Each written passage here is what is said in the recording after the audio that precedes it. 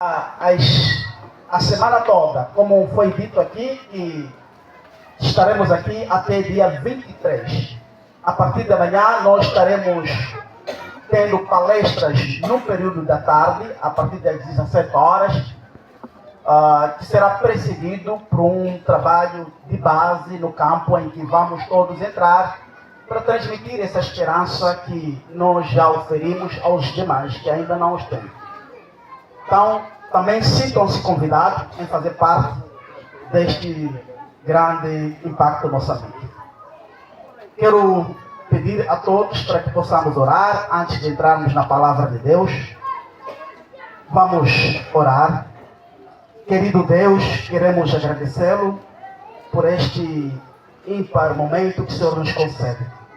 Pedimos ao Pai sua bênção nesta hora em que vamos abrir a sua santa palavra. Queira, Pai, falar conosco por meio dela. Em nome de Jesus te pedimos, ó Deus. Amém. Eu quero rapidamente tratar convosco a respeito de um assunto muito saboroso, na minha opinião, que por via de regra é denominador comum em quase todas as religiões existentes na face da terra. Eu quero falar convosco a respeito da bendita esperança que nós já oferimos, que já temos que transmitir para os que ainda não têm. Eu quero falar convosco a respeito do céu. Queridos amigos, nós temos que perceber que o cristianismo é uma religião de esperança. A partir do momento em que nós ofuscarmos a esperança do céu na vida cristã, ela perde o sabor, perde o sentido, perde microbinas, perde o seu impacto. Não podemos em nenhum momento falar da vida cristã sem incorporarmos a bendita esperança que é o céu. A partir do momento em que eu e você nos matriculamos na escola de cristianismo, oferimos automaticamente esta bendita esperança que é o céu. Eu quero ir para o céu. Haverá aqui alguém também que diz, eu quero ir para o céu? Posso ver as suas mãos? Amém. Então concordamos todos nós de que esta é a bendita esperança que todos nós almejamos. Com isso, eu quero rapidamente abrir o texto bíblico para esta manhã. O livro de Apocalipse, capítulo 21, no seu versículo 1. Assim diz: então vi novos céus e nova terra, pois o primeiro céu e a primeira terra tinham passado, e o mar já não existia. Queridos amigos, começo primeiramente a minha intervenção com as palavras de Winston Churchill, que foi um dos primeiro-ministros da Inglaterra. Ele disse, certa altura, que a decadência moral da Inglaterra deve-se ao fato de que as igrejas e os púlpitos pararam de falar sobre o céu e sobre o inferno. Ele disse isso com uma certa razão, queridos amigos, porque quando nós falamos do céu, ela mexe com a nossa estrutura, ela mexe com todos os sentidos da nossa vida. Queridos, iremos perceber daqui a pouco que a partir do momento em que nós nos apropriarmos desta realidade do céu, perceberemos que a nossa vida muda de estrutura e muda de paradigma. A visão que nós temos hoje do céu é uma visão muito minúscula, porque ninguém já desceu de lá e vir nos dar boas novas, contar como é que o céu é. Tanto que, ao repararmos as escrituras e na vida do Senhor Jesus, iremos perceber que ele mais mais falou do inferno e pouco falou do céu. Portanto, existe um grande mistério acerca do céu. Muitas perguntas, obviamente, sobram o nosso coração. Como é que será o céu? Como é que é a vida no céu? Será que a pompa que nós imaginamos que lá existe, realmente existe? Eu penso que é natural que eu e você pensemos desta maneira e tenhamos essas indagações. Mas ao repararmos a Bíblia, nós encontramos alguns traços que nos levam a uma conclusão nobre de que o céu é diferente da terra. E que o céu é algo mais pomposo que a terra, que o coração humano, que os cientistas já pensaram em inventar. Portanto, querido amigo, esta manhã, de tudo que iremos aqui tratar, a única coisa que eu lhe peço é que você se aproprie desta realidade do céu. O céu é real. Ao repararmos para o nosso texto, João ele escreve estas palavras enquanto estava preso na ilha de Patmos, separado de um rio, mar. O mar, na sua perspectiva, era o que me separava da felicidade, da convivência dos seus irmãos. E ele descreve aqui que viu novos céus e nova terra. Portanto, o mar já não mais existia. Ele aqui apresenta o mar no sentido figurativo. O mar como algo que separava da convivência comum. O mar algo que separava da civilização. Porque ele estava encaixotado no mar, como uma ilha. Não tinha como se locomover. Ele estava despojado de todos os privilégios que ele tinha enquanto ele convivia com os demais. É interessante quando reparamos para o texto, Jesus faz uma promessa tão nobre, uma promessa real, a existência de um novo céu. E por outro lado, ele faz um nobre apelo de que não existirá o mar. Queridos, vamos apropriar das palavras de John Banner, o autor de um livro mais lido a nível do mundo, O Peregrino.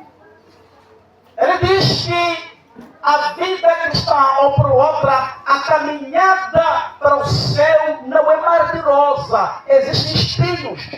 Mas embora de que o céu é real e nós devemos nos apropriar disto, mas nós temos que perceber de que esta caminhada rumo a este céu magno não é fácil. Existem espinhos, existem crises, existem dificuldades. Mas diante de todas as crises, essas adversidades, o céu não deixa de ser real. É por isso que eu digo esta manhã, para todos nós que estamos aqui, tanto para os que nos ouvem a partir das suas casas, de que o céu é real e nós devemos nos apropriar desta verdade. Agora, por que nós nos apropriamos desta verdade? Nós vamos aqui ver alguns pontos básicos do porquê que nós temos que internar a realidade do céu na nossa vida. E quais são os benefícios que isso traz para a nossa alma ao incorporarmos o céu como pacote da nossa vida, da nossa estadia, como pacote da salvação. Primeiro ponto que nós vamos aqui entender de que ao internarmos ou ao incorporarmos o céu na nossa vida, vamos perceber que ela ajuda na nossa lucidez, ou por outra, ajuda na lucidez dos pensamentos.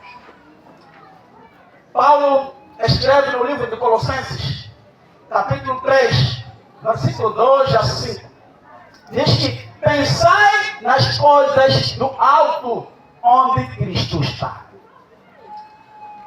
Queridos amigos, A partir do momento em que nós entesourarmos esta realidade, crermos de que o céu é real, de que a vida da terra ela é transitória, ela passa, e tudo isso não passa de vaidade, e nós estamos feitos apenas nas coisas celestiais, obviamente que a nossa vida ela fica escondida com Cristo. Os nossos pensamentos tornam-se mais moldados por Ele, e a nossa vida espiritual ela estreita-se com Cristo.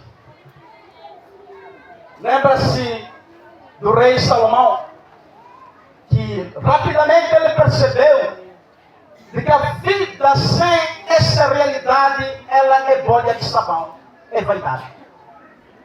A partir do momento em que eu não tenho os pensamentos fixos no céu, se eu não pensar como o céu requer, eu vou me descuidar ao longo da vida. Enquanto eu espero pela salvação magna, eu vou me atrapalhar. Haverão muitas distrações. E muita coisa vai atrapalhar a minha caminhada. E, obviamente, com o risco iminente de eu perder aquilo que é mais alvo, aquilo que é mais importante para a alma humana. Portanto, nós, como cristãos, esperamos uma bendita esperança que é o céu. No entanto, importa que, enquanto nós esperamos a consolação desta bendita esperança, que vivamos pensando como Cristo pensou, vivamos pensando como a mente celestial. E Cristo aqui, através do apóstolo Paulo, apela-nos a este estilo de vida, e nós possamos pensar as coisas do alto. Queridos, a terra é bonita. Deus, quando criou, disse que tudo era bom.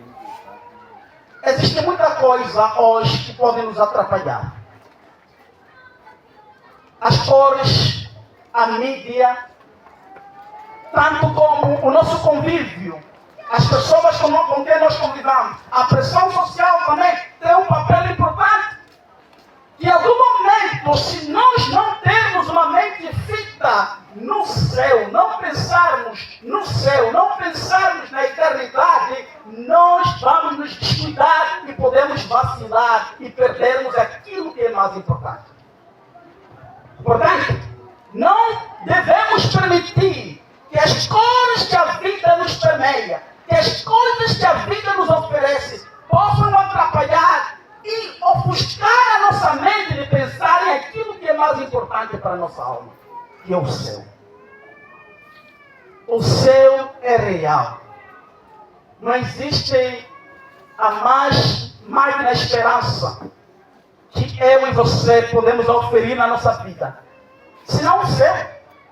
Se você vai para as religiões paralelas, você vai perceber que as mesmas também, embora não digam como nós assim cremos, também acreditam num paraíso. Um paraíso, digamos, onde que não há o que nós vivemos aqui na terra. Portanto, se todos esses creem, então isso enfatiza mais uma vez aquilo que a Bíblia diz, a realidade do céu. Muitas das vezes, nós vivemos como o céu não existisse. Nos descuidamos bastante da vida. A nossa maneira de ser, a nossa forma de proceder, as nossas falas. Algum momento, questiona-se: será que o céu é real?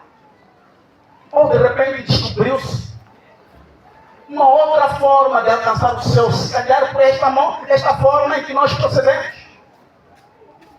E queridos amigos, vocês podem ter a certeza, enquanto nós não incorporarmos a realidade do céu na nossa vida, nós não teremos como impactar os demais. Segundo ponto que nós aprendemos aqui ao crermos de que o céu é real. Veja que, ao acreditarmos que o céu é real e apropriarmos dessa realidade, a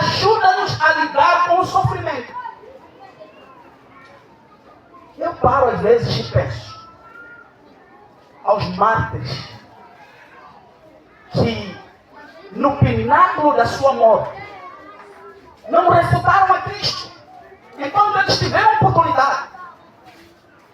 Foram dito: refutem a Cristo, assim será dada a vossa vida.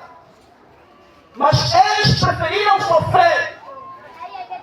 Veja o que Paulo disse no livro de Romanos, capítulo 8, versículo 2.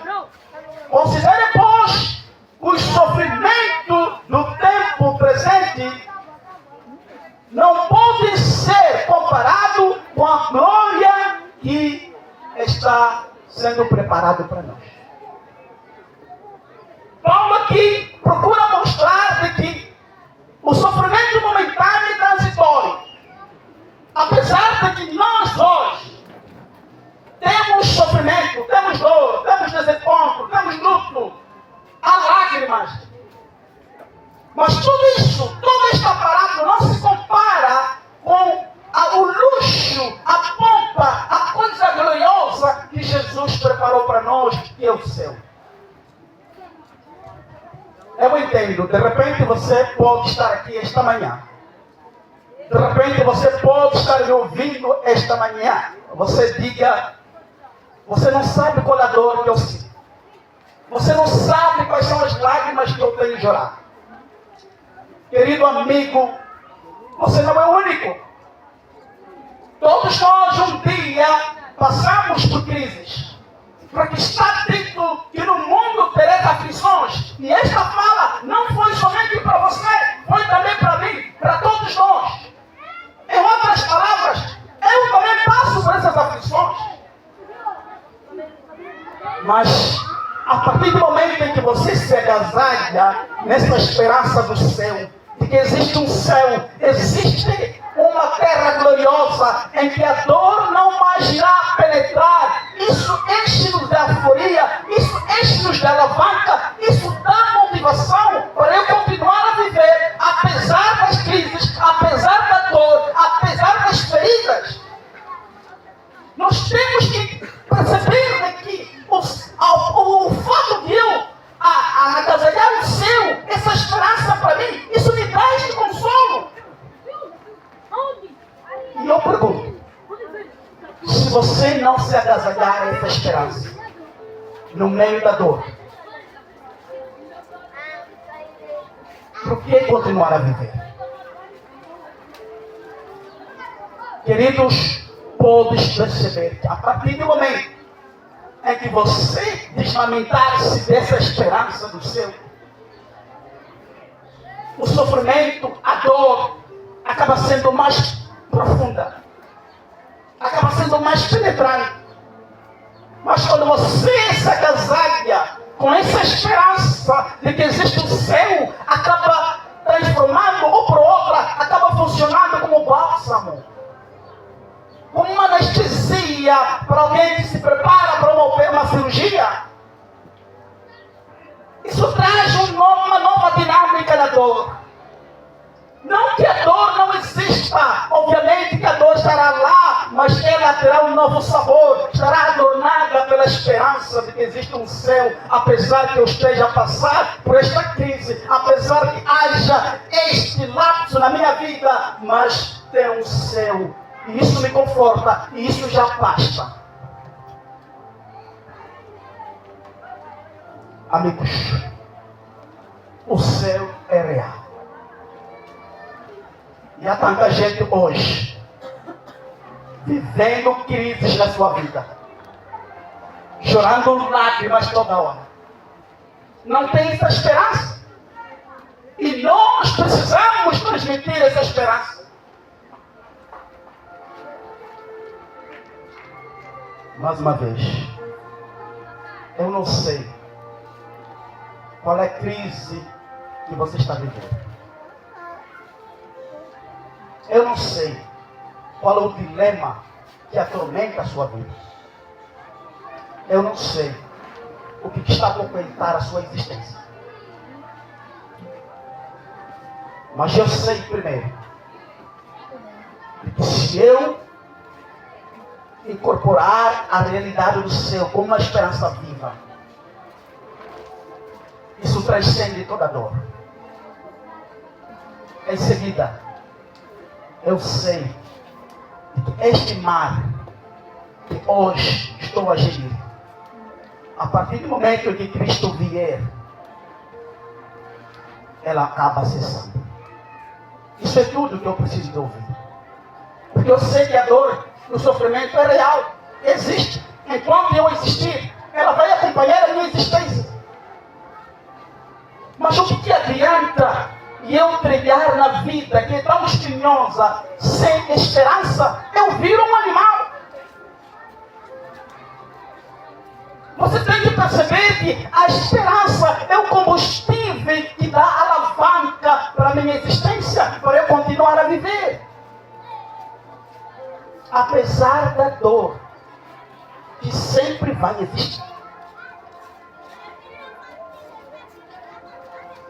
Terceiro ponto. Por que crer no céu? Meu terceiro ponto que eu trago esta manhã é que a partir do momento em que eu e você crermos no céu, não teremos o medo da morte.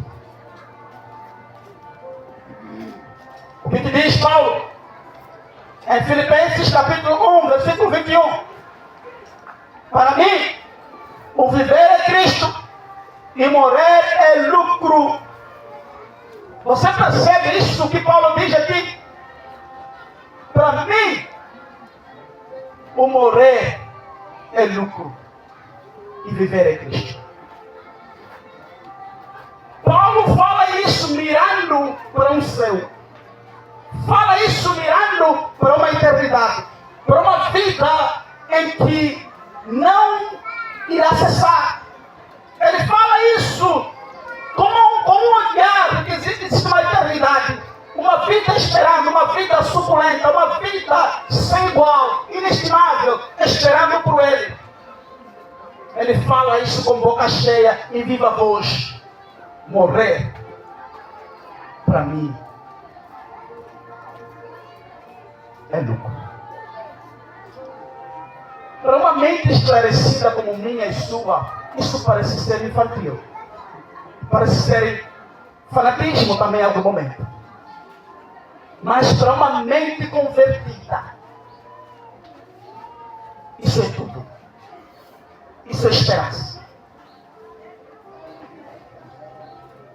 Dr. Wilson Jones, capelão da rainha da Inglaterra, disse a uma certa altura, enquanto ele estava a padecer por uma doença raríssima, terminal, já não tinha mais maneira de tratá-lo.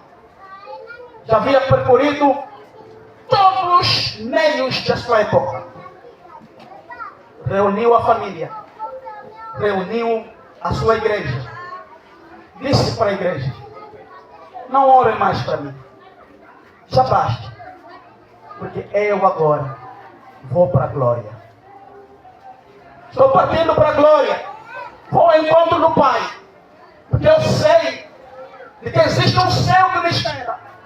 Você percebe, querido amigo, sua mente convertida, que tem esperança, não tem medo da morte.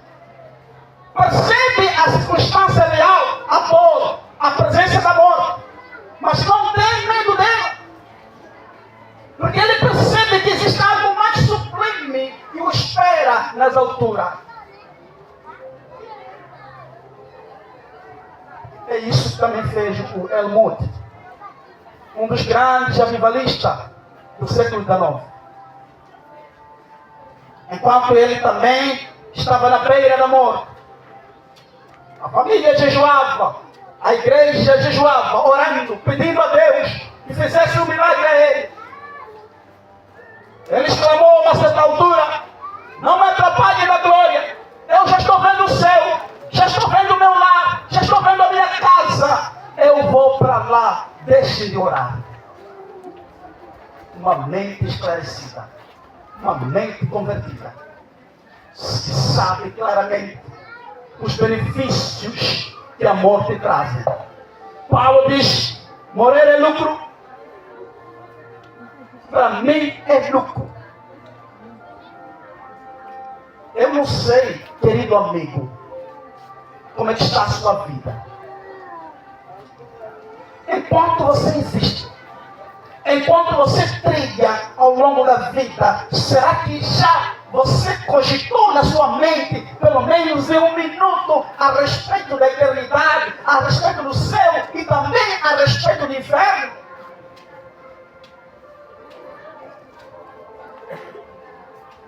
Sabes, quando você tira um minuto no seu tempo, no seu calendário, na sua agenda, você pensar acerca do céu, tentar imaginar, vai perceber que isso muda o seu dia. Isso prospera a sua vida espiritual. Isso coloca medo de você gerir mal a sua vida. Isso coloca temor para que você, como pessoa, possa andar pensando ao alto. Mas quando você não pensa na existência do céu, o temor de Deus, ele dista da sua existência, o temor das coisas ilícitas que eu e você não devemos fazer. Isso também cessa. E é perigoso quando nós trilhamos na vida sem temor, quando nós trilhamos ao longo da vida sem medo de uma condenação. É perigoso. Você tem pensado acerca do céu? Meu outro ponto que eu trago esta manhã, como benefício de você pensar no céu. Veja o que diz Mateus capítulo 6, versículo 20 a 21. Quero dizer, quando você pensa no céu, também mexe com sua estrutura financeira. O que diz?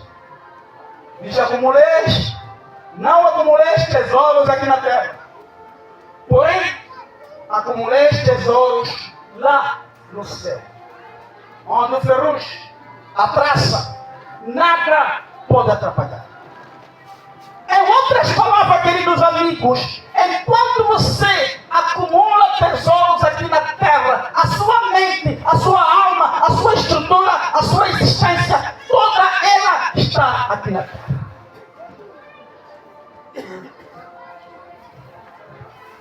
Sabes,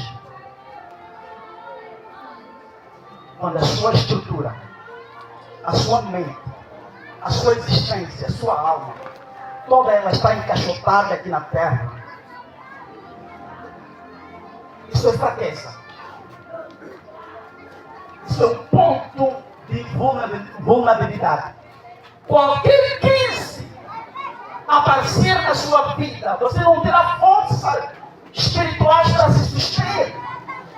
Porque a sua alma, a sua existência, tudo isso está em coisas terrenas e você não tem um suporte espiritual que vai lhe manter firme enquanto marés, tempestade, vendavais aparecerem na sua vida.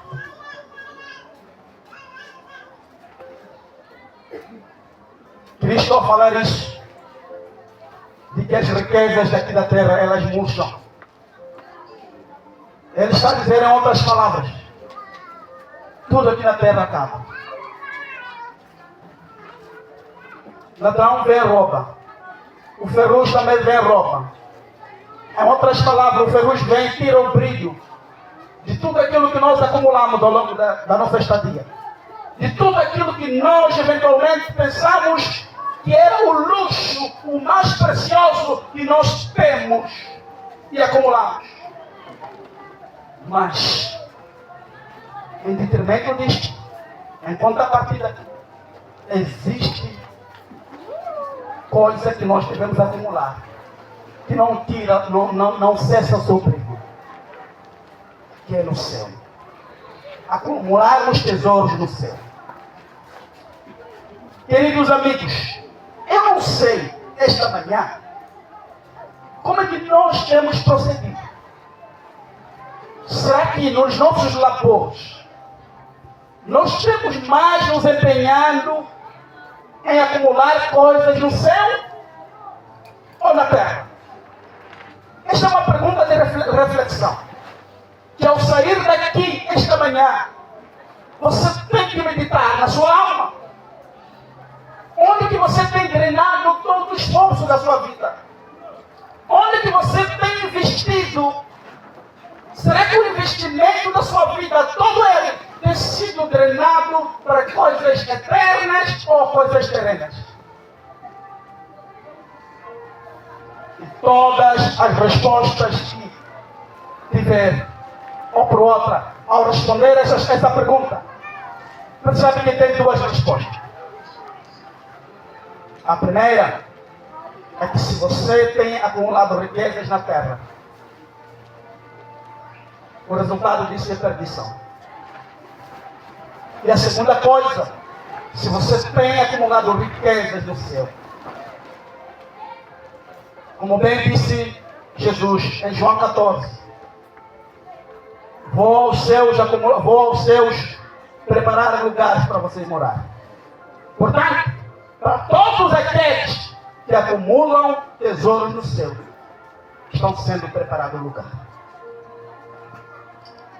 Esta manhã, eu quero desafiar a igreja, quero desafiar a todos nós, para que enquanto nós respirarmos, enquanto nós tivermos o nosso peito palpitando, que pensemos no céu, porque o céu é real, o céu é sublime, e a partir do momento em que nós cogitarmos a respeito do céu, nós estaremos a aprimorar e a estreitar a nossa comunhão com Cristo, e vamos perceber que estaremos crescendo espiritualmente, porque haverá sempre em nós, em nosso peito, uma saudade em pensarmos no céu. Nós temos que perceber de que nós estamos de partida, nós estamos de peregrino, somos pessoas com dupla nacionalidade, por enquanto,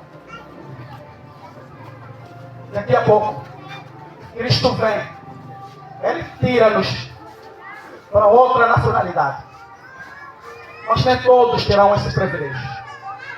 É por isso que nós estamos aqui nesses dias, para anunciar esta área de que existe um céu. O que nós vivemos hoje é uma cópia muito pálida daquilo que o céu nos reserva. Existem coisas pomposas, coisas tremendas, coisas no coração do homem e a sua mente nunca sequer imaginaram que esperam-nos. Mas como é que essas pessoas saberão se nós não formos em anunciar essas pessoas? É um desafio que coloco a cada um de nós aqui, que dentro da sua agenda, nós sabemos que todos nós temos trabalho, mas nós temos que tirar uma parte da nossa agenda para anunciar a esta área de que existe um céu. Um céu em que vai caber todos nós, não importa o seu status, não importa a sua condição social, não importa o nível de pecados e a cor de pecado que você carrega. Este céu é para todos, a partir do momento em que nós arrependermos e entregarmos seriamente a nossa vida a Cristo. Há um céu. E nós temos que anunciar este céu. Esta manhã, eu quero fazer um convite. Um convite de alguém que diz: realmente o céu é real. Realmente, a vida que é hoje, ela é transitória. Realmente, eu andei descuidado. Sabes, pastor, enquanto eu existia, nunca seriamente pensei acerca do céu. Nunca seriamente pensei a respeito disso. Mas hoje, o Espírito Santo tocou na minha alma e me fez perceber que o céu é real. Com isso, eu quero entregar a minha vida hoje. Não que apenas a realidade deste céu seja estocada no meu peito, mas também eu possa transmitir para os demais que ainda não têm este consentimento. Será que você está aqui?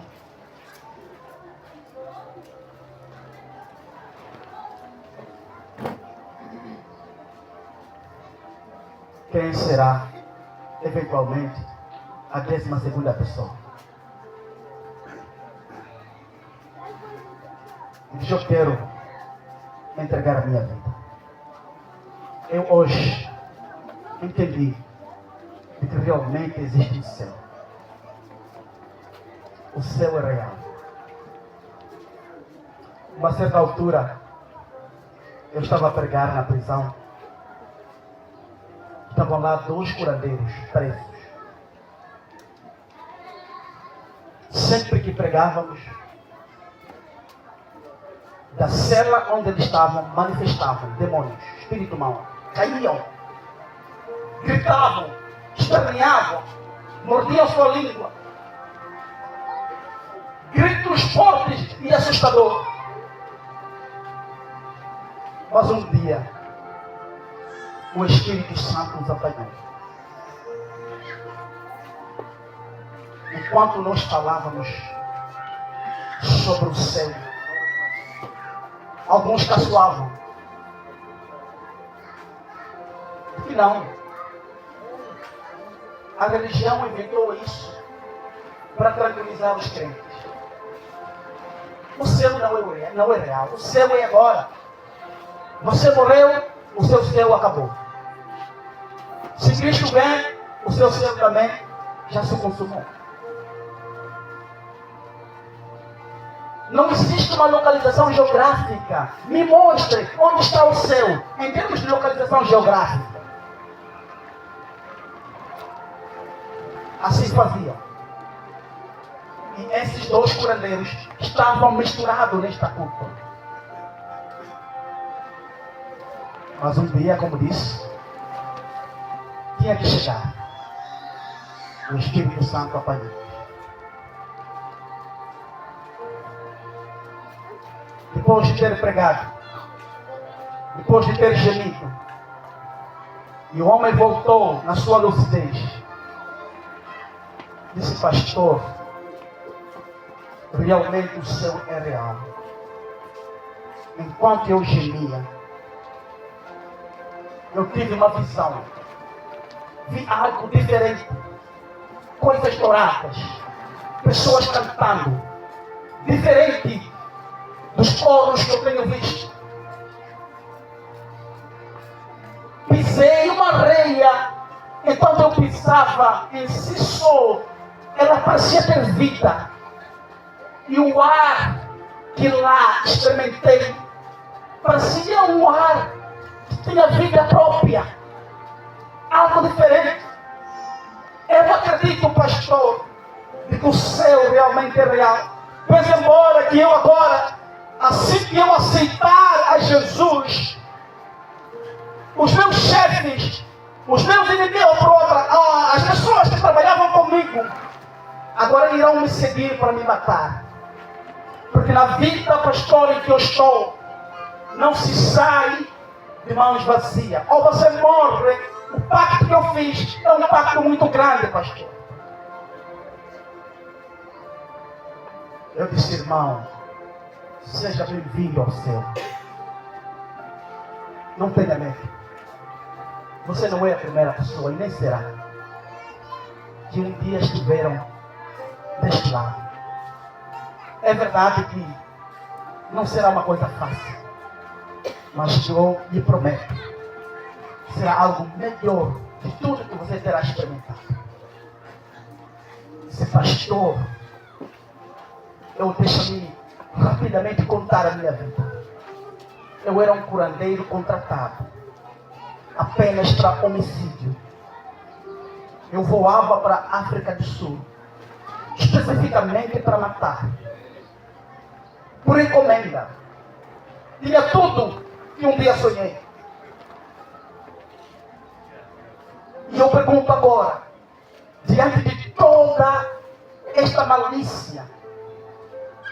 apesar de eu ter visto uma miniatura do céu, será que há esperança para mim? Será que realmente Jesus vai me receber?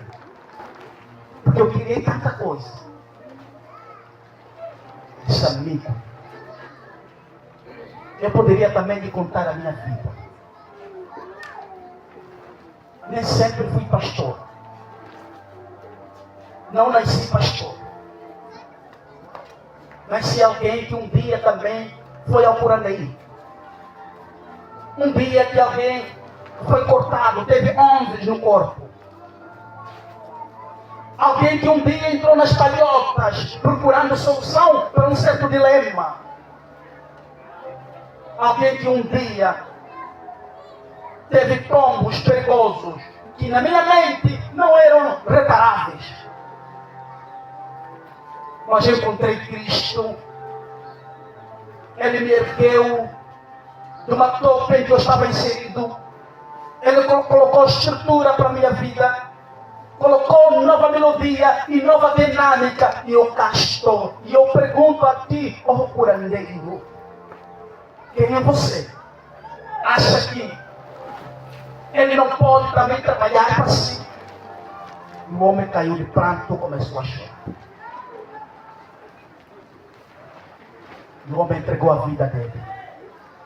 Eis-me aqui. Cristo, eu não te conheço. Nunca te vi. E nunca eventualmente te senti. Mas eis-me aqui. Eu pergunto para si, querido amigo, que você me ouve esta manhã. Será que o céu não pode ter espaço na sua vida? Será que você foi tão distante assim? Será que você caiu tão profundo? Será que seus pecados são tão nojentos que na sua mente você cogita que não tem escape, não tem salvação, não tem expiação? Não.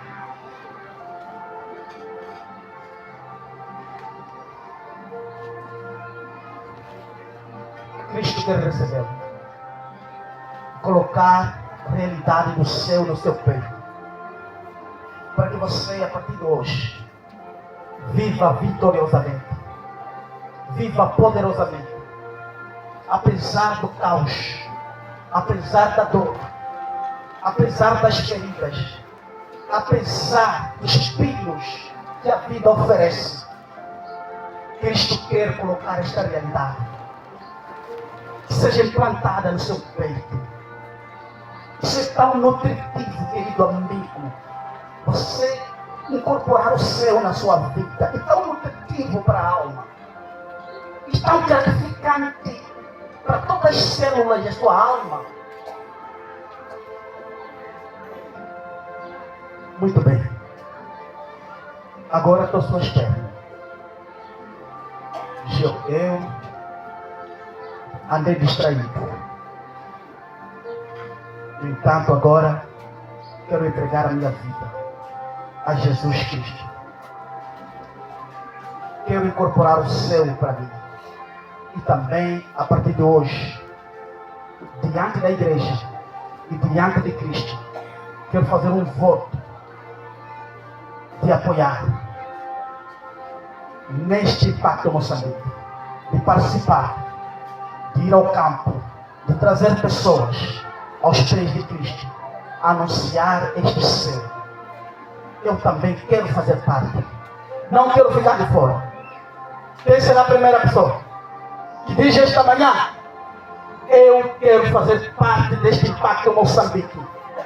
Eu vou participar. Eu já entendi agora de que o céu é real. É tão gratificante, querido pastor, em saber de que o céu é real. É tão nutritivo, com tantas microbinas, com tantos nutrientes para a minha alma. No entanto, eu quero também falar para os outros de que o céu é real.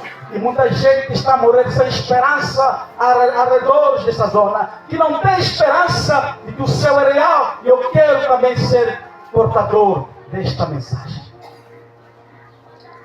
Quem será a primeira pessoa? Muito obrigado, irmão Mutacate. Muito obrigado, ancião. Muito obrigado, querido irmão. Muito obrigado, querido irmão. Muito obrigado, muito obrigado. E por que não se colocar em pé?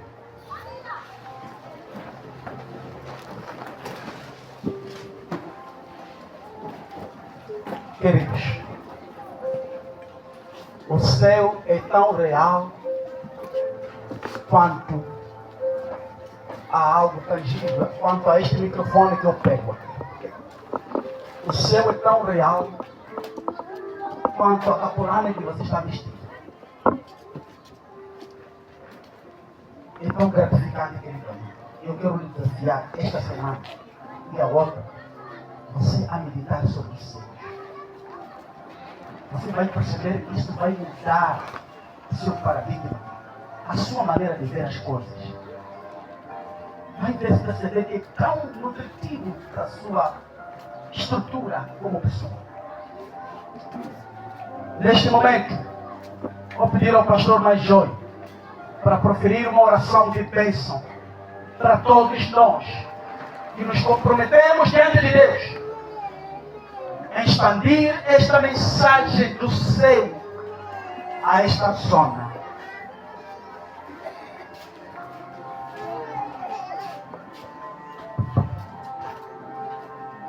Vamos orar. Nosso querido Pai, que está nos altos céus, acabamos de ouvir essa maravilhosa mensagem, que é a síntese da nossa oração, do nosso sacrifício, da nossa adoração. Sem o céu, não temos esperança.